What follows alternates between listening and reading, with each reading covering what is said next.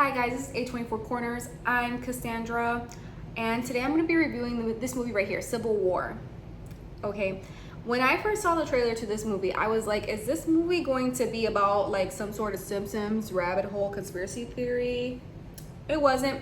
It was made by this baddie right here, Alex Garland. Probably my favorite photo of him, but we know him. He's done a lot of A24 movies like Men, Ex Machina, and not Annihilation. Maybe that's why Annihilation didn't do as good as it should have, because it should have been an A24 movie. But I realized with Alex Garland, he's ever like either too early or too late when making movies, but also people love or hate his movies. Like in Rotten Tomatoes, he's always on 71%. Like you either love him or you hate him. That's just the baddie that he is. And I just love this picture of him. He's like, I just love it. Anyway, we start off the movie with the President of the United States. And he is like a zoomed in picture of him, and he's addressing the nation, but he's rehearsing for it. So he's like, oh, everything's all right, everything's all right. And then we're getting like flashes of BLM style flashbacks of like protests, and the police are like beating them up, and that's all happening while he's trying to be like, oh, everything's under control, like we got this. Then we cut to our main characters, which is the lovely Kristen Dunst and Wagner Moura. And I feel bad because when I saw him, I was like, is this wannabe Pedro Pascal? But he's actually really famous, and I just didn't know because I didn't watch Narcos. But he was in Narcos, and yeah. So he's in the car, they're in the car, they're going to this, they see like this breakout of protests happening.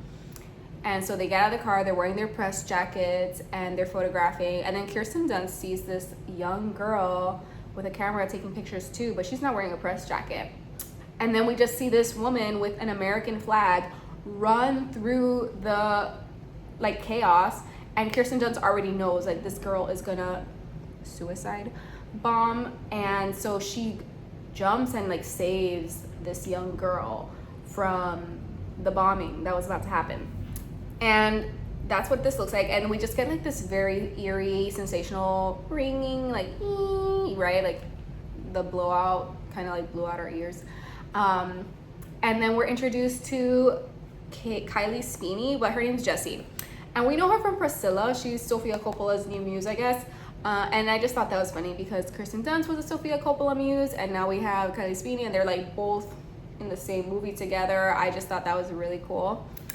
And so I was just like, oh, that's awesome. Like old muse, new muse come together in this movie. But she saves her, and it wouldn't be the first time she saves her. And then she's just like looking in awe because Kirsten Dunst's character, her name is Lee. Lee gives Jessie this jersey that says press, and it's like, you know, make sure you wear that. And then she walks off to where the bombing happened and starts taking pictures of these dead bodies. And Jessie's on the sideline just like, wow. You know. Okay, and then we cut to from there, we're in like this hotel room, and there's a bunch of journalists, and you know, they're all like talking about what they're gonna do, where they're gonna go. And we're just like, okay. We see this guy right here, his name's like Michael Henderson, whatever. In the movie his name's Sammy, but I knew him as the guy from Dune. And this guy, he's 74 years old. He is working, okay? So he's there on the couch with Lee and Wagner Moura's character, which is Joel, and they're like, oh, we're not doing anything, we don't know what we're gonna do. And then he's like, I thought you were gonna go to Washington DC. And they were like, oh yeah, we're gonna go to Washington DC to talk to the president. And he's like, that's crazy, like you're gonna die. And they're like, no, we're gonna be fine, you shouldn't have known that. He's like, well, can I come with you? And they're like, no, because they're journalists and they're the original people of like gatekeeping. So he's like, I want to go with you. They're like, no, you can't come with us. Anyway, Lee's like, fine, you can come with us, because they realize this old man, he is old and wise. He's gonna know exactly the right way to go, how to get there, and we're gonna like not die, because this is a type of mission that could kill them. So then Joel's there like, fine, I guess you can come with us. And Lee's like, I'm gonna go to my room now because I'm tired of talking to you guys. So she's on her way to her hotel room, and then she sees Jessie, and Jessie's like, oh, just wanted to give you back your press jacket. And Lee's like, it's okay, you can keep that raggedy old thing, like I have 1 million. And Jessie's like, I just want to know that you're my biggest, like I'm your biggest fan, basically. And Lee's like, okay, what's your name? Like, how can I entertain you today? And she's like, oh, I'm Jessie. I also want to be a war photographer like you. And Lee is like, believe me, you don't want to do this. This is some hardcore stuff. And she's like, well, I was the same age as you when you started, so I really want to do this. And she's like, all right, cool. Just make sure you wear that thing while you're doing your photography, because this is a dangerous world. I'm going to go to my room now. So she's in her room and she's like seeing the address of the president, and she takes a picture of him. But Lee, she is a tortured soul. She's been doing Civil War photography or war photography for a long time. So she's like in her bathtub in her hotel room, and it's like one of those bathtub scenes where she's just like so stressed out. She like sinks into the water, and she starts getting visions of war photos that she would take. And one of them, I'm going to assume, must have been like from the Congo War, because it's this man getting a tire thrown over his head, like latching his body down so he can't move, and they just burn him alive. It was a very triggering image to see, but it just goes to show how these journalists play this neutral position, I guess, when they're photographing, right? Like, she had power to do something about it, but she didn't. She just recorded it. And that's what you see this press, they are kind of like this neutral party that no one knows that they're there. They're almost like ghosts in the scenes of chaos.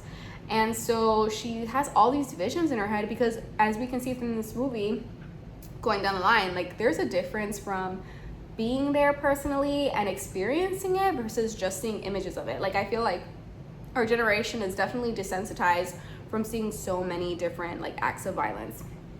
Anyway, the rest of the movie is basically in this car.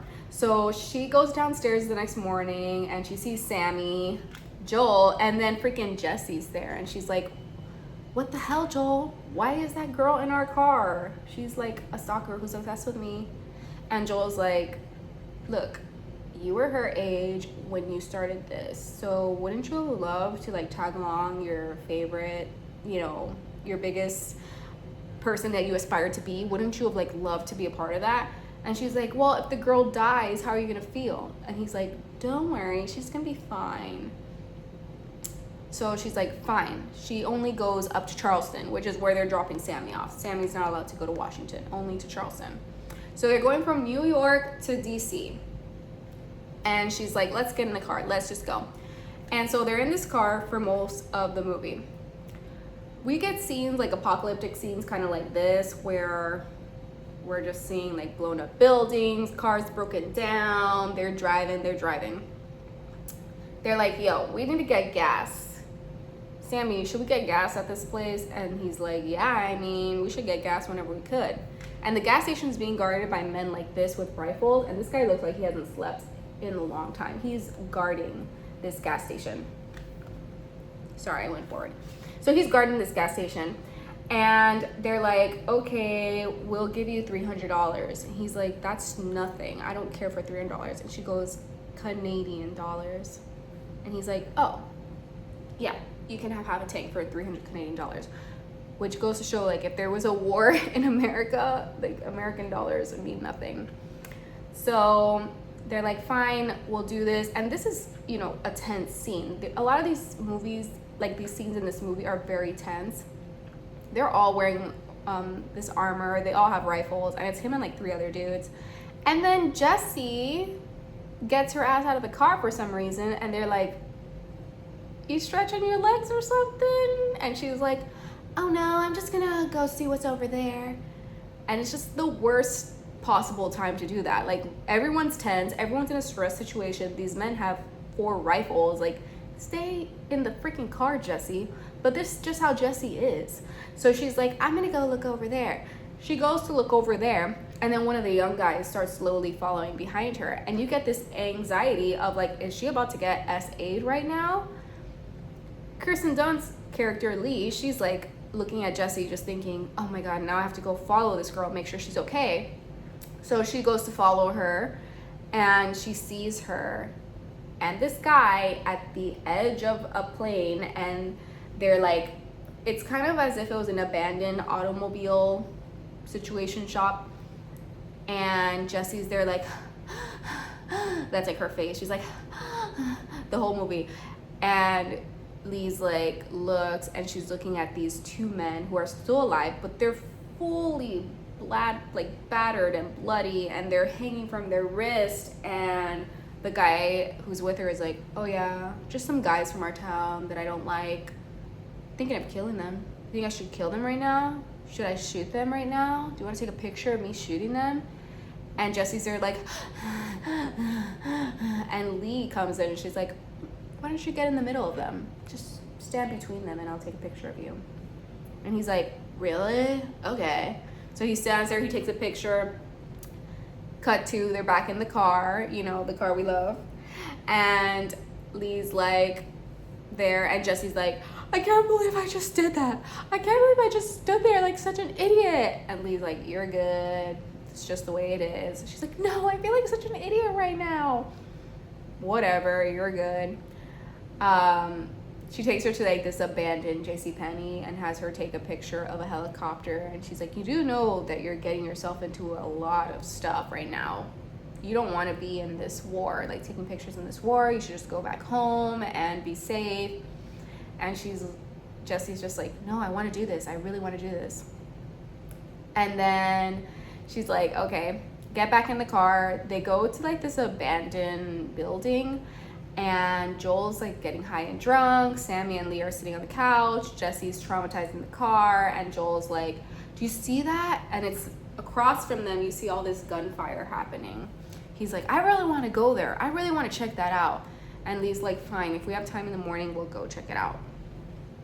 And then Joel is like, cool. He goes to the car where Jessie is and is like, you know, flirting with her, which is kind of sickening because Jessie's 23 and he's obviously 47. And he's like, you know, I can keep you company if you want. You don't want to be scared at night. And Jessie's like, no, I'm good, thank you. And she's like killing him with kindness, like, oh no, I love it, but no, thank you. And then he's like, okay. So they all go to sleep. They wake up the next morning and they go to the building where all the firing is happening. And you just have these groups of people, like one of them is firing at the other. And so Jessie's there, she's seeing this firing happen. And this is where Lee and Jessie are just constantly fighting for the shot. Like both of them are just constantly trying to photograph the same thing. And it just feels awkward. It just feels almost like, you know, Jessie's taking shots from Lee because Jessie has this young, ignorant bliss thing going on with her where she doesn't understand how dangerous what she's doing is. So she is putting herself in danger, trying to jump in between the firing to get the shot. Whereas Lee is kind of hiding back, will take the shot, come back, and you just see this difference between when you're younger and you don't really have fears versus when you get older and you just have so much trauma that's happened to you that you just know to be more safe, while Jessie is putting herself out there, like really trying to get these pictures. Anyway, we don't really get in this movie like political conversations. It just seems like Americans against Americans at this point. Like these people are shooting at these people. We don't really know what's the difference, but we have more of this neutrality standpoint of just like watching it and recording it. So they capture these people that were shooting at them. They move on. And this was a lot of the movie, just like them taking pictures of people shooting each other. And they make that point. They're just like, oh, yeah, we're just shooting at them because they're shooting at us.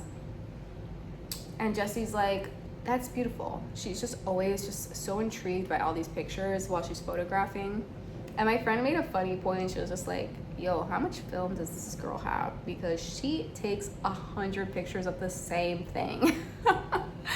I just thought that was funny. So anyway, fast forward, they go to this, I don't know if it's like a covenant type thing, but they're basically in a safe place where there's a lot of tents, there's a lot of people, like there's food, we don't have any more tents available, but you can sleep in your car, but go out and eat.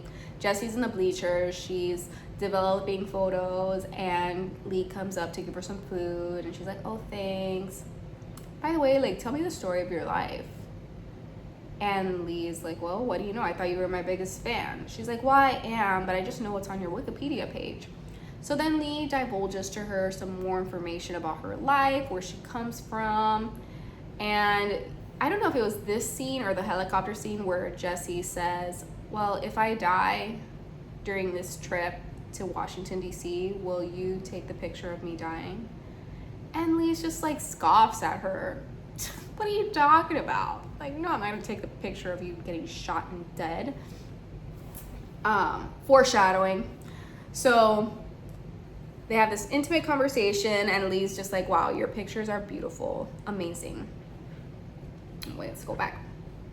So they get in the car. Everything just feels like a little bit better, right? Like Jessie's behaving. And then Lee's driving, and Lee's like, we're being followed by someone. And Sammy's like, who? That car back there. They've been following us. They've been tailing us. And it's such a tense moment because if you watch the trailer, you're just waiting for the Jesse Plemons moment. And we're just like, no, is it about to happen right now? And it's not. It's just these two goofball journalists who have been following them. And they're like, how'd you know? How'd you know we were coming this way? And these two goofballs are just like, well, Joel told us when he was flirting with that girl. So we already know why Jesse's here. Jesse's here because Joel's trying to get in her pants. Which I just don't understand, this Hollywood 47-year-old trying to get into 23-year-old pants. Like, it's just so bizarre to me. Ugh, I'm just tired of seeing it. Like, stop making movies like this. But yeah. So they're like, we found out because Joel's drunk. He was flirting with that girl. He ended up telling us by telling her. And so then there's this like weird moment where one of the guys in the passenger seat, he's like, oh, I'm gonna go in your car. I'm gonna jump in your car because I'm gonna go where you're going. And he just seems like super high or something. And he jumps into their car. And Kristen Dunst is driving Lee. She's like, what are you doing? What are you doing? And then Jessie is like, I'm gonna jump in his car now. And then Jessie jumps in the guy's car. And the guy just pulls it and just flies down the road. Now we don't see Jessie again. Very similar to the gas station scene. Like, now we're having anxiety. Like, where the heck did Jessie go? And Lee's like, where is she? Where are they going? And he's like, oh, you know how he drives? He drives crazy. She's fine. They drive, and they're like, oh my God, that's the car. And the car's there with all the doors open. And they're like at this manor or something. And they get out of the car, and this is the Jesse Plemons scene. It's so crazy. So Lee likes to use her camera to zoom in, like as a binocular. And so she zooms in at the scene, and she sees this huge dumpster truck filled with bodies, filled to the brim with bodies. And she's like, oh my God, they have them hostage. We have to go save them. And it's Jesse and you can't really see this guy, but his friend. He's Asian. The other guy's Asian too. And he's like, what do we do? What do we do? And Sammy, Mr. Wise old man, he's like, this is death. You can't go there. They're gonna kill you. This is pure death. Do you see that? Like, that car is filled with bodies. These people are gonna die. And Lee's like, no, we can't allow this. And Joel's like, yeah, we can't. So then they put on their press jackets and they make their way down to the scene. And we have Jesse Plemons. He's so scary and racist in this movie. And he's there with these red glasses. I don't know why, but the red glasses make him even scarier. Whoever did the costume and design for this, I just love it. It's like he's like this wannabe army brat. It almost looks as if he dressed himself up for Call of Duty. Like, this is his Call of Duty skin. He's like, yeah, I'm gonna kill all these people with these red sunglasses on. So he's wearing these sunglasses, and he has them both at gunpoint, like on their knees. And then Lee comes with Joel and the other Asian guy, and they're like, oh, we come in peace. These are our colleagues. We're press. Because remember, when you're press, you're neutral. No one cares. You're like a ghost. And Jesse Plemons' character looks at them and goes, so? And at this point, we're like, oh no, this is what Sammy meant by you're gonna die. He goes, what part of America are you from? What part? And the Asian guy that was the driver, he can't answer. So then Jesse Plemons shoots him in the head. And then the other Asian guy that had jumped into Lee's car is there like, no, crying. And we have Joel and Lee just there like, oh crap, we're gonna die. And he's like, what about you? Where are you from? And Joel's like, Florida. And you already know it's like, oh, Florida. He's like, I'm from the Midwest. Like, the real America is the Midwest. So he's just like, so not really from America. But Lee and Jesse's character, they're from America. To him, what he thinks is America. But whatever, the point is, it's just a racist guy.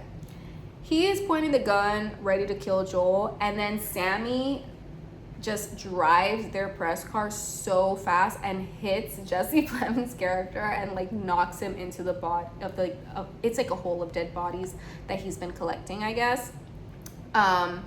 So which was awesome because then we get so yeah, this was the scene, and then Sammy comes like from the back here, and then they jump out of the way, and he hits Jesse Plemons into the ditch of bodies. But then actual Jessie, she falls into the ditch of bodies too. And the other guy, which was with him, who didn't fall into the ditch, gets out his rifle and starts shooting at the car. And they're like, come on in, get in the car. So then Joel, Lee, and Jessie get in the car. He gets shot, the Asian guy, because he's from Hong Kong, he's not from America. And so they get in the car, and as they're driving, this guy with the rifle shooting at them. And they're in the car, they're freaking out. The whole time Jesse's face is like, and it's just, again, at this point, I'm like, can we just ditch Jessie? Can we tell her she's not allowed to be on this road trip anymore and that she has to get out of the car? Or like, can we just like rail her right now? But no one tells her anything. They're all just like freaking out. This is just part of the job. Like, getting to danger is just part of the job. And so everyone's just collectively freaking out. And then Sammy's in the driver's seat like, I can't drive anymore. And when they look, Sammy was shot because of her.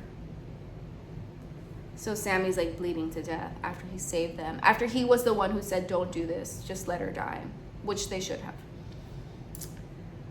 It's a very sad moment. They get to this encampment, and Sammy bleeds out. And they're in this encampment place, and it's just filled with soldiers, and they basically say, you're too late to go to Washington. Like, we are raiding Washington, D.C. tomorrow. The president is not going to be there anymore. He's probably going to be assassinated literally tomorrow. So your whole trip, all of it was for nothing. You're too late. And Joel's pissed. Joel is like crying, like, no, about Sammy's death. And at this point, I'm just like, damn. Joel is really emotional because Lee just seems very stoic and like, this is just how it is. And that's basically what she tells Jessie. Like, Jessie's sitting here at this lakefront, like, damn, I can't believe this. And Lee's like, honestly, it wasn't the worst way for Sammy to go. Like, Sammy has been through a lot of different wars in a lot of different settings. It could have been way worse for him. Like, this is actually not too bad. This was okay. And Jessie's like, all right, cool. So we're going to Washington, right? Yeah, we're going to Washington. So they go to Washington, D.C. But first they're like outside of the gates before you enter the White House. And there's just all these bombings, all these tanks, all of this stuff is happening. And everyone's there like ready. Journalists are there ready to photograph the ending of the president. They finally like reach the gate. They are able to like blow up the gate. And the president is getting into this car, and when he gets into the car, he like leaves, and something inside of Lee, like, Lee is just at the end of her rope at this point. She's crying, she's upset, she's just like, but then she sees the car leaving, and Jessie's like running, ready to get the shot. And Jessie's just been so damn annoying in Washington too. She's like jumping in front of all the gunshots. People are pulling her back, like, girl, stop this. Stop it. You're about to get shot. So everyone's saving Jessie throughout this entire movie. It is so frustrating. And Jessie's like running to it, and Lee's like, he's not in there. He's not in that car. And Jessie's like, yeah, he is. He is in that car. And she's like, no, he's not. He's still in the house. So she's like, all right. So her and Joel go into the house. And while they're in the house, we see the car getting stopped by, I guess, the army of people who are gonna assassinate him. They open up the car doors, they start shooting people, and they realize, oh, the president isn't in this car. So they go into the White House too. And they're like, you guys, you journalists better stay away. Like, we have a mission to kill the president. you need to stay away. They're like, that's fine, we just want to get the shot. So they're in the White House, and I don't want to show too many pictures of this because this scene is like, this sequence is really fun.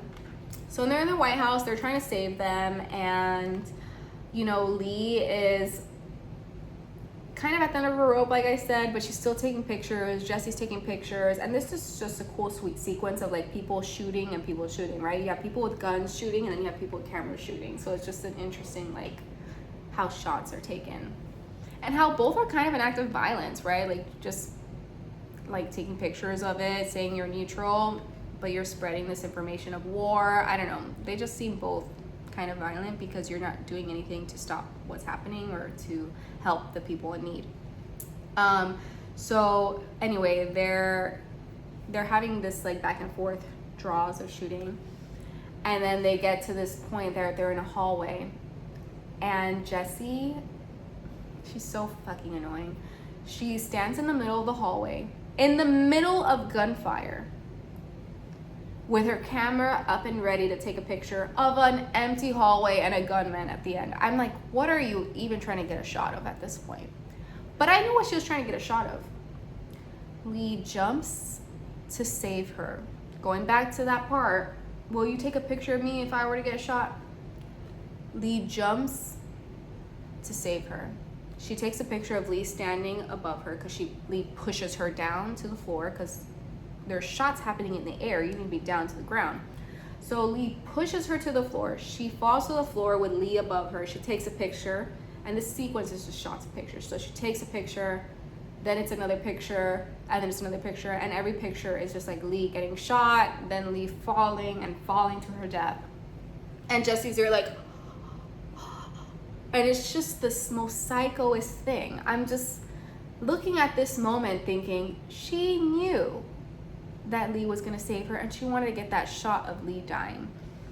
Because throughout the whole movie, she's obsessed with Lee, and then she's also not only obsessed with her, but also wanting to like understand her backstory, taking portraits of her. And I just know that Jessie's a true journalist at this point, because I think at this point we can see that journalists aren't good people. And she's like, hey, I'm gonna get the shot of a profound journalist dying, and I'm gonna get the presidential headshot, because everyone is fighting to get this shot of the president. So Lee gets shot, dies, and Joel, he can give a fuck. He is literally just like, all right, we're gonna waltz into that presidential room right now. He doesn't even care. This is not Lee. He did not bring the energy when Sammy died to when Lee died. This energy was not there. Joel could give a fuck, okay? And Joel brings Jessie into the room. They have the president. They're all circled around him. And he's like, any last words, Mr. President? And the president goes, please don't let them kill me. And he goes, all right, that's good. Ready, Jessie? Let's get the headshot. And that's the end of the damn movie. Please, people who are trying to say that Jessie didn't mean to kill Lee, or to, I'm pretty sure Jessie meant to kill Lee. Like, I feel that was a part of the story. Like, only one of us are gonna make it to get the shot of the president. Like, that was the whole premise. It was, you know, journalists don't want to share it. The journalists want to get the shot. And Jessie was just so ready to get that shot, and Lee was in the way. Like, they couldn't, the whole entire movie, her and Lee were fighting for the shot. This time, only one of them was gonna make it into that room, and Joel was like, awesome, Lee's dead, goodbye, cock block. Now it's just gonna be, you're my new partner, Jessie. Oh, this movie was crazy to me. I was just like, oh my God, but it was so good. I mean, it had the Alex Garland elements of like atmosphere and the way he framed shots. There wasn't a lot of conversation. There was just a lot of violence, mostly against men until Lee dies at the end. But like, this movie is about guns and violence against men. And this war is all because of men. And just the perspective of these 4 journalists just trolling through New York to Washington, D.C. to get this final climactic bubbling of the death of the president. And that's it. That's the ending of the movie. So I really enjoyed this movie. I mean, it made me want to become a photographer, but not a war photographer. Like, I'm just like, oh, I should get back to like photographing with my camera. But it also made me realize that whole Alex Garland concept I spoke about in the beginning, where it's like, is he too early or too late to make movies? Like, sometimes it just feels like this movie, my friend was saying he should have made this movie in 2014 or something. And I was just like, dang, that's actually true, because throughout the whole movie, there's no cell phones, like there's no phones. And at this point, we get most of our news from cell phones. At this point, it's almost like the ending of traditional journalism, where you had these people with cameras going to the scene of the crime. Like, now we have people in the crime taking pictures in the scene. So it's like, we don't need that person, that intermediary person that's just there taking pictures anymore. We already get primary evidence from people who are actually there taking the pictures. So it just felt as it lost that concept a bit. But if you think about it, this movie was probably written in 2020 when the BLM protests were happening, because it takes a long time for movies to get, you know, written, shot, filmed, pitched, all of that stuff. So if we think about it in that context, TikTok hadn't really blown up at this point. So this idea could have been more relevant, but because we have sources like TikTok where we absorb so much news and like first hand people experiencing what they're experiencing type of news, it's different than this journalist fighting for the photo. Like, that just doesn't really happen anymore. Like, they're not that relevant anymore to our generation. Maybe to older generations it's more relevant, but yeah, I just felt like it was losing something. It lost me somewhere there. But when I thought of this whole plot point and like how dog eat dog journalism could be, the ending of Lee, I don't know, that just kind of just riled me up. That kind of took all my energy, because I just hated Jessie's character. I just wish that she didn't exist. This would be a whole other movie, but she is there. So what is her purpose? And to me, her purpose is this dog-eat-dog evolution of just society in general. You know, we have two Sofia Coppola muses. One is old, one is young. The young person takes over now, because the young person is willing to stick their neck out to do things that haven't been done before, whereas the older person is already jaded and just like can't take it anymore. So I just feel there's this idea of growing up and time, and how the youth have more finesse, I guess. I don't know if that's even a word, but basically that. And honestly, I just found the movie very interesting, how it was shot. I loved it. Alex Garland has a way of using sound to evoke emotion, and because it was so apolitical, it just made it feel even more like, what is this about? And that's kind of how we feel about war in general, where we're just in it, like, why are we doing this? What is this even about? It's just people shooting at people. Like, what is the crux of this? And how we don't know, you know? And it's like, there's this unknowing, there's this frustration boiling up, and that's what war is. There's just so much that we really don't know. But yeah, so I hope you like this rundown. It was really quick, and I did it all from memory because I saw this movie at the theater. So if I'm missing some details, like when they went shopping or when they went to that like little Christmas town, those are just small details that I kind of skipped over. But if you want to watch the movie, watch it. It was really fun. I love watching movies, so I like watching all A24 movies. But yeah, I would say that this movie for me was a 70%. I'm gonna stay with the 70% for Alex Garland. Thank you guys. Please like and subscribe if you like this movie, review, rundown, and my take on it. And yeah, see you in the next one.